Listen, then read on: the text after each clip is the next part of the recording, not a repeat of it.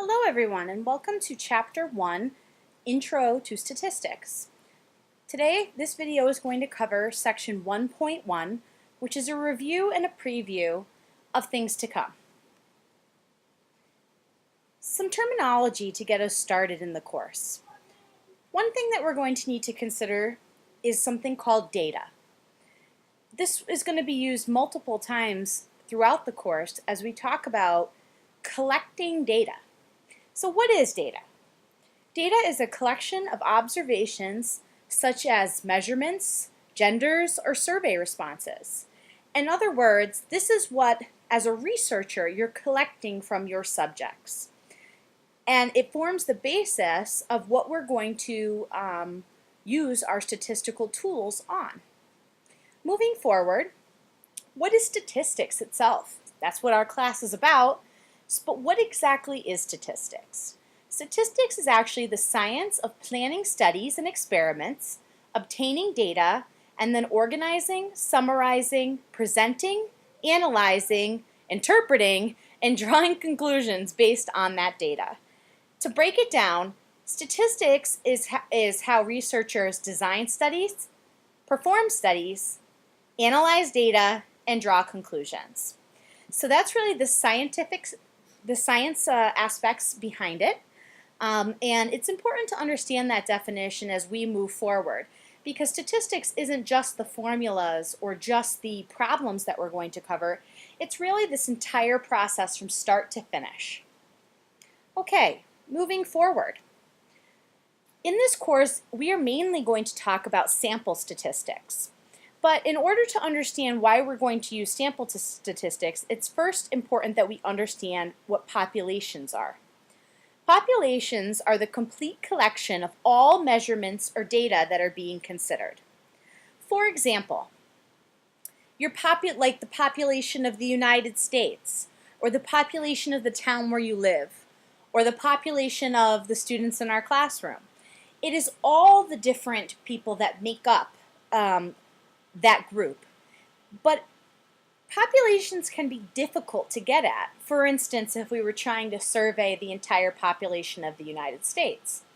So due to that, a lot of the times, instead, it's easier to take a sample from a population or a subset from that population, and if done correctly, that subset should represent your population and allow you to draw conclusions about your population without actually having to survey everyone in the population. So let's talk a little bit about how a population measure would vary from a sample. So we talked about populations, and one way of collecting data from every member of a population is to conduct a census. The United States does this every so many years, and a letter is sent out to each household, and is a number of different questions are asked about the people who live within your home. The goal is that every single American is accounted for by the census. However, we all know that that may be challenging. Certain groups will be underrepresented in a census. People such as homeless, who are more transient and are harder to actually mail a letter to. Illegal immigrant populations. Which are people who are here in this country and contributing to our economy in many ways, but at the same time, because they are considered outside of our population, they would not be represented in a census. So the goal here, though, is not to debate whether a census or population statistics is good, but more to point out that there's challenges with looking at an entire population. And the way we work around that in statistics is to use a sample. And a sample is a sub-collection of members selected from a population that are meant to represent that population. So instead of surveying 350 million people in a census, you may survey 5,000 people, but as long as those people were selected in a proper way, the data that you get from that sub-collection or that sample should be telling of trends for your population. And that's really what we're going to be doing a lot in this course this semester. We're going to focus on sample statistics and how then to use those sample statistics to draw conclusions about our population.